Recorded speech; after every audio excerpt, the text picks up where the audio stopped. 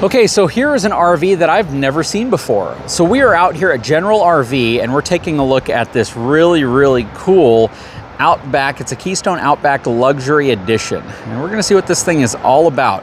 I can tell right off the bat because that sticker right there, it says it's a full body paint job. So this isn't decals, this is actually full body paint. So let's see if this holds true to the Luxury Edition name. Hang tight, I'll be right back.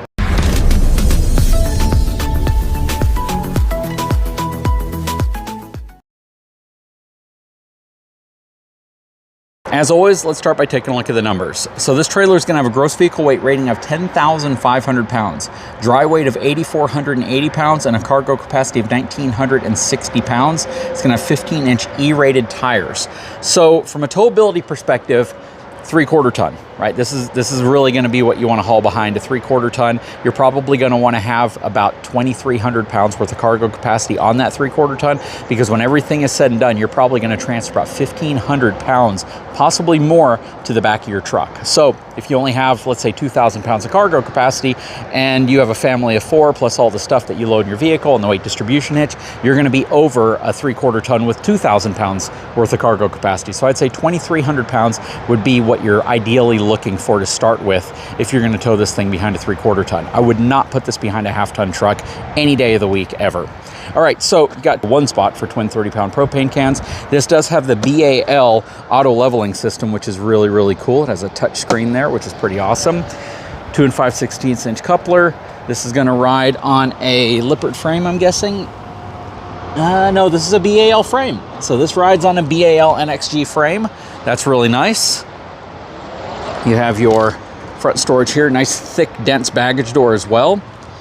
It is not a pass-through storage though. Use a decorative wallboard there. I'm assuming that'll probably continue into the inside as well. You'll see what I'm talking about shortly, if it does.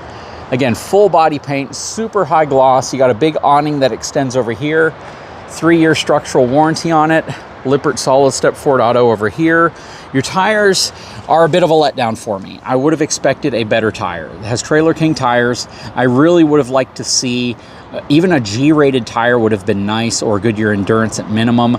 But yeah, I'm not a big fan of Trailer King tires. There is no suspension upgrade here either. So it would have been nice to see Cree 3000, Road Armor, something like that, or even torsion axles if they really wanted to step it up. Has standard shackle straps, not greasable as well. So again, there's some areas here where I really wish that they would have done some upgrades.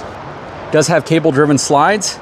Because of the location, I do kind of wish it was a rack and pinion slide. So I don't know which cable-driven slide-out system this has either, because it doesn't say. So it means probably it's the AccuSlide and not the newer Exact slide that I actually prefer. It does have a 2-inch receiver on the back, LED lighting.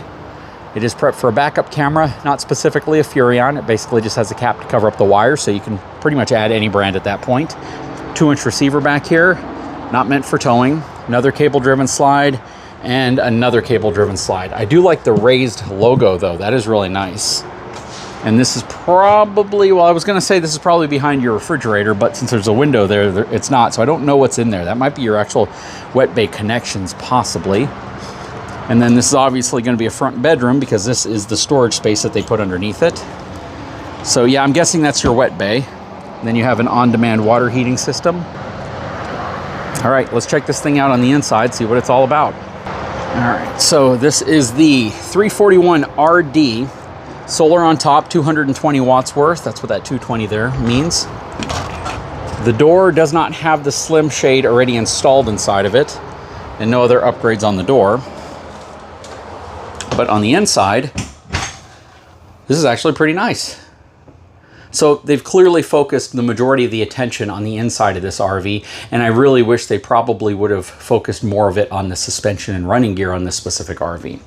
I like that they're using solid surface countertops, nice relatively thick backsplash over here, undermount stainless steel sink. The drawers are on roller glides, but they are not soft closing. Are the cabinets? Well, this is actually a cool little area, so that's a nice spice rack right there. 3-burner stove oven combination. You have your Furrion 12-volt refrigerator freezer. This is a rear living room floor plan. So you have a really large, almost fifth wheel style. It would actually feel like a fifth wheel if the ceiling was taller, but this is kind of like the upper deck area of a fifth wheel that has a similar type of floor plan. You have 2 love seats that have beds that fold out into one large bed, panoramic fireplace, huge TV in this thing.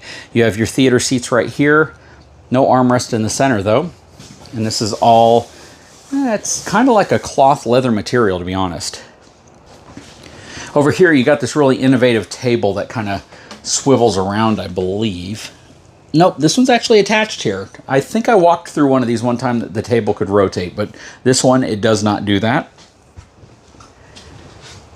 All right, so you have a nice space. This is a really nice space, to be honest. You traditionally don't see this much space in a travel trailer. What's nice about the suspension characteristics of this is it's all easily upgradable. You could invest, I'm just gonna say, probably a little over $1,000 in parts and components to have new tires and a suspension system that you would have to get installed, and then another $500 or so to have a really good suspension system on here. And that would absolutely change my opinion of this RV completely. So if you can throw 1,500 bucks into the running gear and the suspension on this thing, you will have made big improvements. You have your microwave up there. You have all your controls right here, your thermostat for your AC. I think there's only 2 ACs in here. So this unit for me is big enough to have 3. You have one right here. Would have been nice to have a dedicated one back there, maybe like a Furrion Chill Cube. It would have been nice if they put a vent up there so you would have had access to do that if you wanted to, because without it, it's a lot more surgery per se. Bathroom, porcelain foot flush toilet, nice cornered shower. You have a medicine cabinet up here, plastic sink over here, thermofoil countertop in the bathroom. That would have been nice if it was a solid surface material, especially with the luxury designation. And that's really why I'm judging this the way I am, is mainly because it's a luxury edition, and traditionally I expect to see some things that anything that has that designation would have.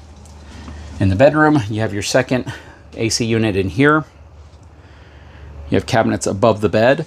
You have a king-size bed, lots of room in here. This actually feels very fifth wheel-like. This is like the upper deck of a fifth wheel, but you actually have a tremendous amount of space in here, which is really nice. That does not flip up. There's your wardrobe. Is there a spot for a washer and dryer? There is. It's not going to be stackable, though. You'd have to put a combo unit in here, but there's all your connections off to the side.